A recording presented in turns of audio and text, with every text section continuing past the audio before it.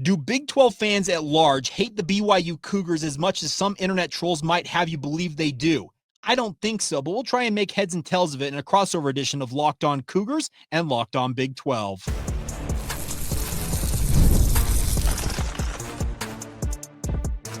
You are Locked On Cougars, your daily podcast on the BYU Cougars, part of the Locked On Podcast Network, your team every day.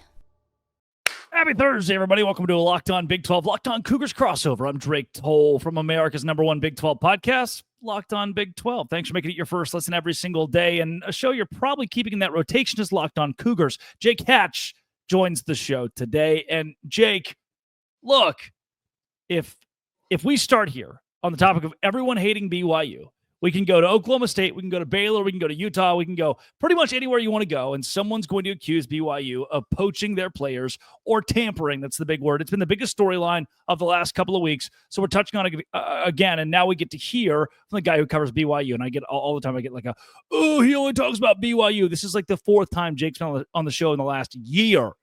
JT Wister still calls and wants to be on the show once a week. And Jake, just now, we set this up once every blue moon, and finally we get to hear from a real source on it. We'll start there. We'll also go AJ DeBonsa to what Arizona's doing in the portal, to what Kansas is doing to rebuild, and Baylor as well. Big 12 basketball is having an incredible offseason. And a lot of folks, Utah fans, are unhappy that BYU's church affiliation is mixed with BYU also having an NIL fund. Two separate things, but for some reason, they believe if you are a school of faith, you can't pay your players. Is that true? What's going on? If you hit subscribe, we get to keep our jobs. Jake, Tampering, Oklahoma State, Colorado, Utah, UCF. I don't know. Is BYU just trying to take every Big 12 player at this point? Because it feels like multiple fan bases are accusing the Cougars of that. They might as well at this point, because if everybody's going to hate them like they are, might as well just start stealing everybody's players. Let's make a super team and call Provo, Utah home. Why not? It seems like that is what Kalani Sitake is doing. Evil, terrible dictator Kalani Sitake, who is coming to steal your favorite player, Rocco Beck, Sam Levitt, Jordan Tyson, consider themselves BYU Cougars. No, I want to ask a different question, actually, because I want to know from the rip. I said that most fan bases are turning against BYU or hating BYU, but it also feels like after a week goes by, Oklahoma State fans, Baylor fans, reasonable people are like, yeah, we just kind of got outbid, and that's what college football is today. I don't think BYU is necessarily getting hate or becoming an ultimate rival for Big 12 schools. People understand this is business. Well, and that's the thing. I said it on Locked On Cougars that if this is the mark of making it in college football and in the Big 12, BYU's made it, Drake. They have become a persona non grata, to use that expression. And these fan bases out there, yeah, they may be upset with BYU plucking away a player or two, but simply put, BYU's just doing what everybody else is doing. It just so happens BYU's doing it at a better and a higher level than the other programs who are complaining about it. This has become an arms race. The arms are money. NIL. What do you have? What can you give me? And at some point, Jake, I think BYU fans have to stop deflecting. This is maybe the only note that I would give. You see them on Twitter be like, oh, we're not tampering, or we're you even hear donors say we'll never be the biggest offer. We're gonna love you to the point where you can. When will the entirety of BYU Nation accept the fact, hey, we have deep pockets, we're going to utilize those, and it's not a crime to be a school that threatens other Big 12 programs? The crazy thing about this, Drake, is I think it's the vocal minority of BYU fans, and the person you referred to that we're not going to be the highest bidder. That's the church education commissioner, whatever you want to call him. Yeah. He runs all the universities for the Church of Jesus Christ of Latter-day Saints, and he can have that opinion. But in practice, BYU is doing the exact opposite. They have had boosters tell Myron Medcalf from ESPN, we will not be outbid. That's the direct quote that was given to Myron Medcalf. BYU is in it to win it. And we had Tom Homo, who is going to retire here in the relatively near future, on my radio station here in Salt Lake City. He said, the quote he uses, BYU is in the game. And the way to be in the game, Drake, is to have money and have money to spend. And that's exactly what BYU is utilizing. And so far, so good, because they're getting a lot of talent as a result. Yeah, don't hate the player, hate the game. That's what this kind of feels like. If UCF had the capital, if Cincinnati had the capital to do what BYU is doing, they would certainly do that. There's not some moral compass today in college football that says we need you to suck to prove that you're a good guy. That's not, that's something that Vanderbilt has invested in for years. We need you to suck to prove we're really good at education. BYU doesn't have to be bad just to prove they're still a faith-based institution, to prove they're not a villain for the rest of the Big 12. I'm going to turn this around to the rivalry because the Holy War is so huge. Do you think that Utah is still the more scorned, hated, disliked Big 12 program than BYU, even though BYU is the school actually beating Big 12 teams? I think the BYU right now may have overtaken the Utes in that respect, but here's the deal. I still think that there are certain fan bases out there who look at the way that Utah fans interact with other Big 12 fan bases and still have just a poor they have a poor reputation. That's just simple fact of life when it comes to Utah, is they have a lot of fans who like to say a lot of stuff that seems to irk a lot of different people out there on social media and the like. So I think BYU, the fact that they're, as you mentioned, they're in the game and they're winning the game, that's what drives people batty, because BYU is supposed to be, in their minds, this pious institution that is supposed to be standing by its principles and its morals and its moral compass, as you referred to. But the simple fact of life is BYU wants to win. They want to win at a high level. There's a reason why they're in the Big 12 conference, because they want to have a chance to win a national title again. And that's exactly what they're chasing. I want you to be honest here. There's no reason to sugarcoat the answer. If I'm a TCU fan, if I'm a Kansas State or Houston fan, should I be worried that my favorite player will eventually be a BYU Cougar? Yeah, it should. Absolutely. Because here's the deal. We're watching the SEC. We're watching the Big 10. We're watching the ACC. They're all plucking talent off one another's rosters. Well, in the Big 12, it seems like there's two big programs right now who have money and cash that is going to make them a player. It's Texas Tech and it's BYU. No doubt. Texas Tech is squarely in this conversation as well. And I don't know if they are if they're acquiring other Big 12 players at as high of a rate, but they also don't have a Utah in their back pocket like BYU does, with so many players that you recruited in the same way, right? Mm-hmm. It's a lot different to recruit a kid. If you're a coach in Lubbock recruiting a kid from Houston, that's a whole lot different than a coach in Houston recruiting a kid from Houston. If you're talking Salt Lake, Provo, I know fans of both fan bases don't love to hear it, but it's pretty close. A lot of those players are in the same conversations with other 17, 18-year-old kids about where are we going to go. And those conversations are dominated by the Utah coaching staff, the BYU coaching staff. Coming up, good coaching staffs, good NIL, that stuff carries over to basketball too. But it's the whole Big 12 having an insane offseason. This is a Locked On Big 12. Locked On Cougars crossover. Today's show is brought to you by Game Time. Why is it brought to you by Game Time? Because the NBA playoffs are here. And with the NBA playoffs here, Game Time is my opportunity to get cheap, affordable tickets to see the most electric atmosphere that you can pick up in the month of May. I went last year, Oklahoma City, saw the Thunder play the Mavericks, RIP Mavs. And as tip-off gets closer, this is what I did, prices go down. Last-minute deals can save you up to 60%. So that all-in pricing as well means that there are no surprise fees at checkouts. Check out what you see, what you get. Go to Game Time. Download the app. Locked On College is your code for $20 off your first purchase. Terms apply. Again, create an account, redeem code Locked On College for $20 off. Download Game Time today. Last-minute tickets, lowest prices. That is guaranteed. That's Jake Hatch of Locked On Cougars. He talks all things BYU. Let's go conference-centric here, though. ESPN's way too early top 25 is out for college basketball. Now, I know we're way ahead of ourselves, but the Big 12 is there. I've seen CBS, On3, ESPN, all kind of releasing their way too earlys.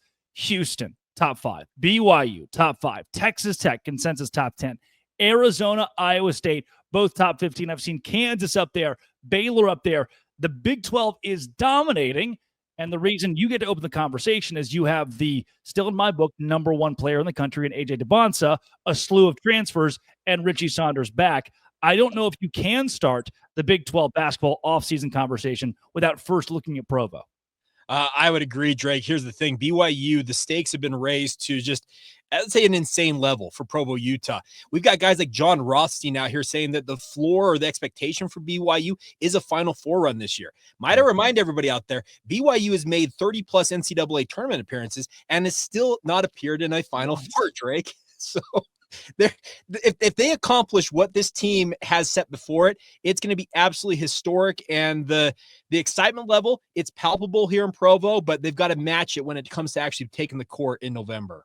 Do you have a finger on the pulse for a Houston, for a Kansas, as a BYU fan, because I know you're a journalist, but in some categories, a fan first when it comes to hoping that BYU does ultimately win.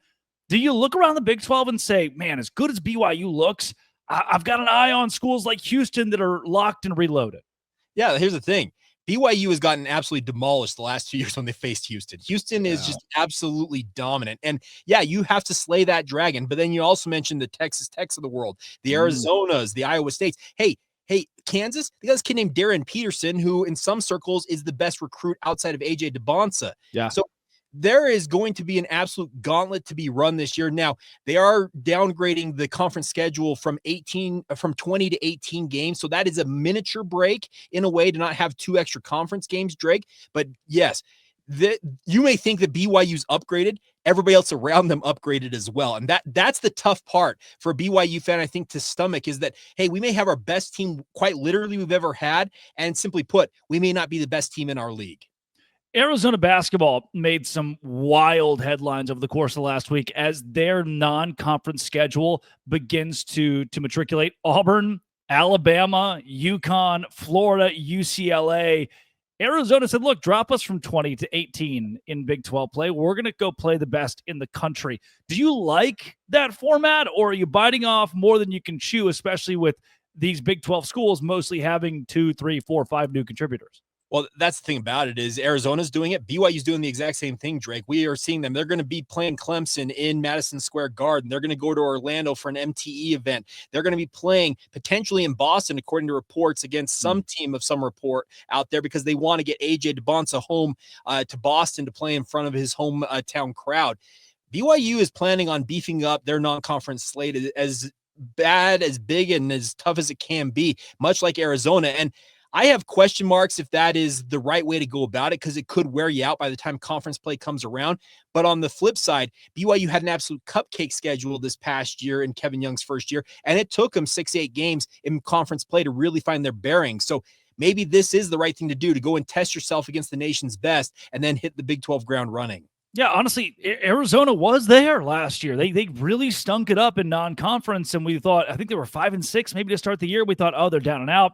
Next thing you know, they're right there toe-to-toe with Duke to possibly advance in March Madness. So I believe that you can play a tough non-conference to mold your team. But then again, there are some squads like Baylor that kind of petered out over the course of the year. You're looking at a hard non-conference, Gonzaga and Auburn. Can you build up to it? And then you just never did. You were too young to figure it out. And you beat yourself down so early that it did not work out. So it's kind of twofold to look at how you schedule games across the Big 12 when we talk non-conference. When we talk in conference, BYU could have a generational team, still go 11-7 in Big 12 play, still go 10-8, and be one of the most elite schools in all of college basketball. Is that ultimately good or bad? For BYU fans' expectations, it's going to be bad, because this is a school and a program. What Kevin Young has done has been absolutely remarkable, considering, remember when Mark Pope left BYU, there were so many people out there said, well, that was a decent finish for BYU in the Big 12, but now they're going to have to completely rebuild from the ground up. Yeah. Kevin Young comes in, compiles an incredible staff, and most particularly a really, really good roster, and then leads them to a Sweet 16, the place they hadn't been since Jimmer Fredette was prowling the court for BYU. So what he has accomplished in a very short time, Drake, is remarkable. But to match, I think, what the expectation level is for BYU fans with this squad, and the fact that the roster is still not even completely filled out, BYU is going to have to probably go, 14-4, 15-3, and be right there, first or second place in the Big 12 conference, I think, really to make BYU fans feel like they've accomplished what they should accomplish. Yeah, if you do that, you're a 1 seed. You've locked in the 1 seed. I think you could finish 14-4 in the Big 12, or even 13-5, and still be teetering the 1 seed line if you only got 6 losses and the resume that BYU should carry in that case. Jake, I think of Cincinnati, Kansas State, UCF as kind of a must-win to save your head coach, or must-win to save the longevity of your program. Do you think those are the schools that are most desperate to win in 2025? I would say Kansas State most of all, because considering the NIL money that they have poured into that program, if they don't win at a high level, Yeah, goodbye. You're going to blow it up and start over. Now, UCF with Johnny Dawkins, it feels like it's teetering a little bit there.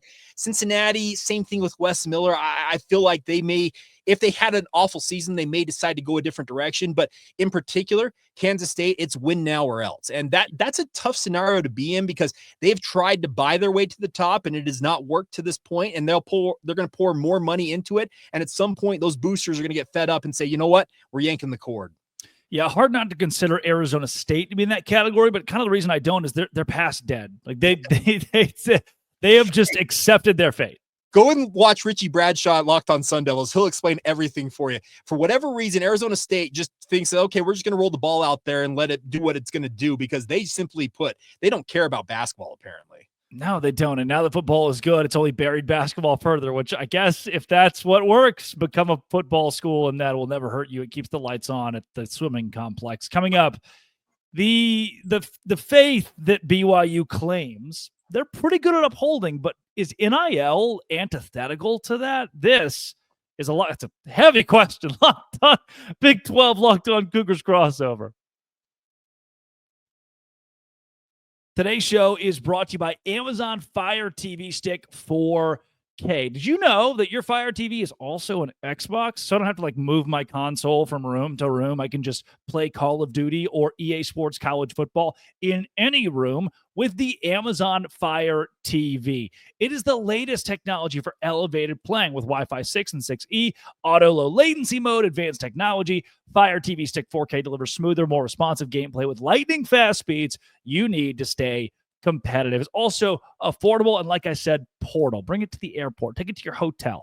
This is where our hosts across the company with hardcore gaming experience have all agreed the Amazon Fire TV Stick 4K is a game changer.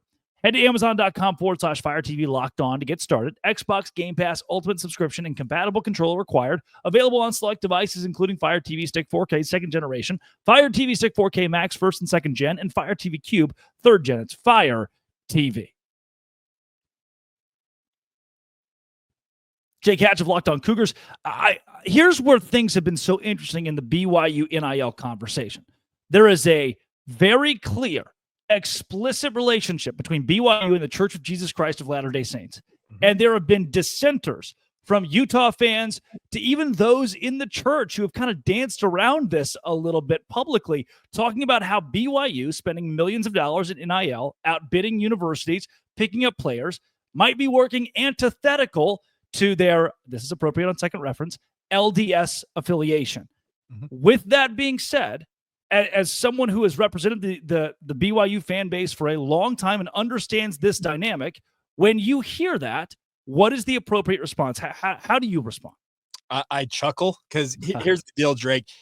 BYU is obviously sponsored by the Church of Jesus Christ of Latter-day Saints, but it is its own entity. And moreover, here's the deal. There are boosters out there, and yes, BYU's got a lot of them who've got very deep pockets. They have gone out and made a lot of money, and the vast majority of them are faithful members of the LDS faith, and they contribute 10% of their income to tithing if they're faithful adherents to the faith. That's just it's part of being a member of the church.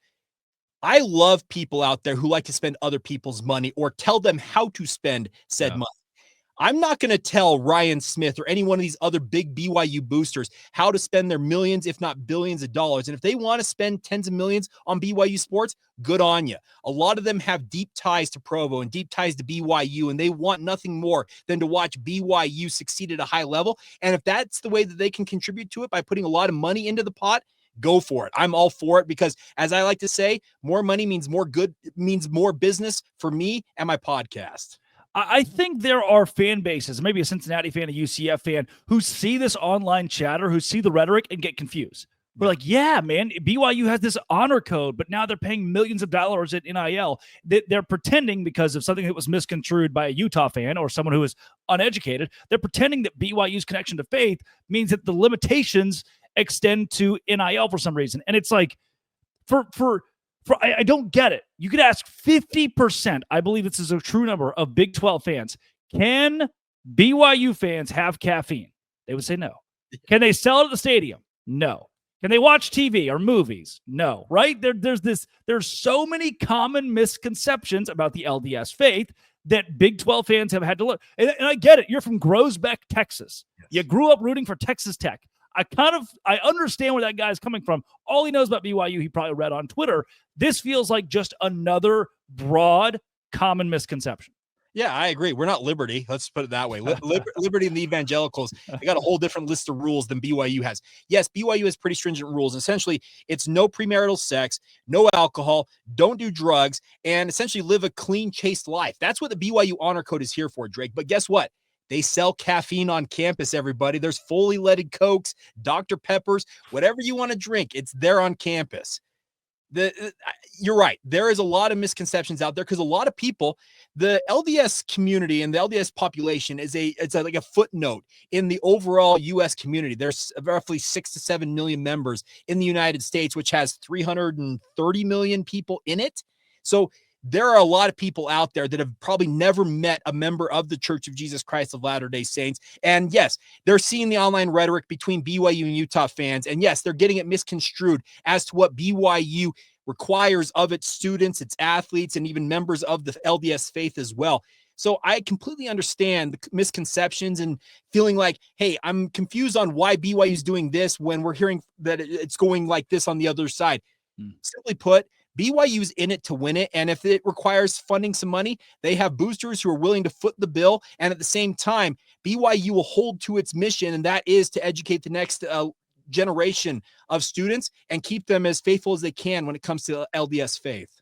My question is, the Big 12 has a lot of schools in the Bible Belt. The Big 12 has a lot of fan bases that subscribe to some sort of faith here. Mm-hmm. If you're a Baylor or even a school like Texas Tech, like UCF, and you're, for whatever reason, your university took clean, normal money, just like, here is $10 million for NIL, and for whatever reason, you're like, yep, we love God, so you keep that money of yours, or if it's something as nominal as like, well, we feel like we would feel guilty if we took your money and put it toward our athletics. That's what a UCF would say. That's the equivalent in my brain. This just seems, if you boil it down to that, silly to me. It is silly. Here's the deal. A lot of fan bases, one in particular that's 40 miles north of Provo, speaking of Utah, they're upset that their donor base is not funding Utah athletics to the level that BYU has its donor base funding it.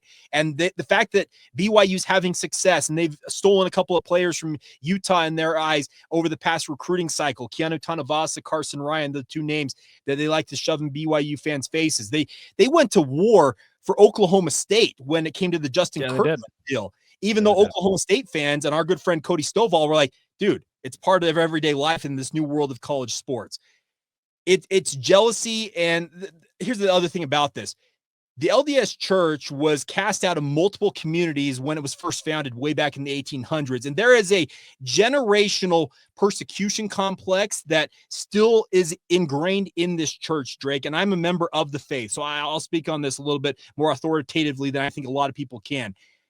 When you attack people of the LDS faith, they are really like, hey, back off. And to BYU's credit, I think the people who actually matter, I'm talking about administrators, coaches, university personnel, they have just sat back and said, you know what, say what you're going to say. We're going to do our thing over here, and we're going to keep winning along the way. You can shout to the rooftops on social media all you want, but we'll just do our thing. And so long as we're not running afoul of our own internal rules, whether they are what you think they are on the outside or not, BYU is going to just continue to operate the way it operates. And so far, it appears it's pretty successful.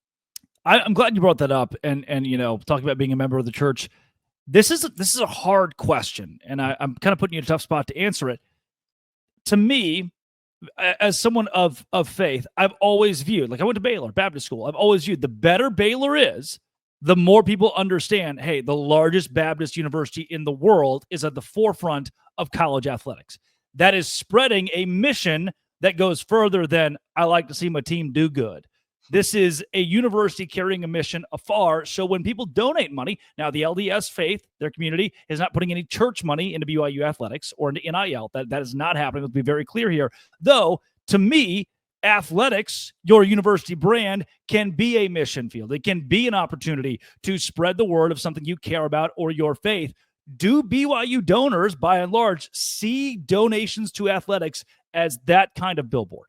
At some level, I think they do. Here's the deal. I've talked with enough former BYU athletic directors in my radio career who are still around, who say that when BYU won the national championship in 1984, there is direct correlation when BYU has success in athletics that the LDS Church has more success in its missionary efforts. They've got 70,000+ missionaries worldwide, over 400 different missions, Drake, literally around this globe that are trying to spread the faith. And yes, some of them may not register in far-flung places like Africa, but here stateside, when BYU has success in athletics, there are more people who are going to sit up, and when those two young men or two young women show up at your doorstep and say, hey, we'd like to talk to you about the LDS Church, they're going to be more inclined to say, okay, I want to know more about what BYU is and what the faith that sponsors it is all about. That is what I think some of these boosters look at it as, is yes, it's another opportunity to spread the gospel far and wide, albeit via a different medium than just being simply put missionary work. No doubt. These conversations always get really fun. It's just, to me, I understand someone out there's probably going, oh, this podcast turned religious. To me, it's so much more informational for a lot of people who don't know to now finally understand. Yeah. Well, and the one thing I like about this, you mentioned the fact we got a lot of schools in this conference that are in the Bible Belt, Drake. We have TCU, Texas Christian University. We got Baylor, which is Baptist affiliated. You've had conversations, I know, recently about maybe adding SMU, Southern Methodist University, to this league. There are church-affiliated schools around this country, and I think every one of them, if you're a big fan of that school, you understand what the connection between sports and faith are for those universities. Just so happens that BYU is that for the Church of Jesus Christ of Latter-day Saints. And yes, its arch rival is just miles up the road. And these two fan bases, they knock heads literally every single day. My best friend in grade school, Drake, was a dyed-in-the-wool Utah fan. To this day, he bleeds red and loves his Utes. I was a Cougar growing up. We bickered like brothers over the Utes and Cougars. We were still the best of friends. That is a dynamic you don't find anywhere else other than Utah, it feels like. That's great. Jake, for listeners across the network and of other Big 12 schools who want to find more of your work or more consistent stuff, I know you not only cover BYU, but you do cover BYU's existence in the greater whole of the conference. Where can they go to find your work? Yeah, check out Locked On Cougars wherever you get your podcasts, also on YouTube as well. If you want to interact social media-wise, we're on Facebook, Instagram, and Twitter at Locked On Cougars. And if you want my thoughts on all things sports, just beyond BYU, I talk a lot of BYU, but I do everything else. Search me out, Jacob C. Hatch on X or Twitter. That's Jake Hatch of Locked On Cougars. This has been, it always will be, Locked On. Thanks for making it your first listen every single day. A crossover with Cougars and Dose Grande.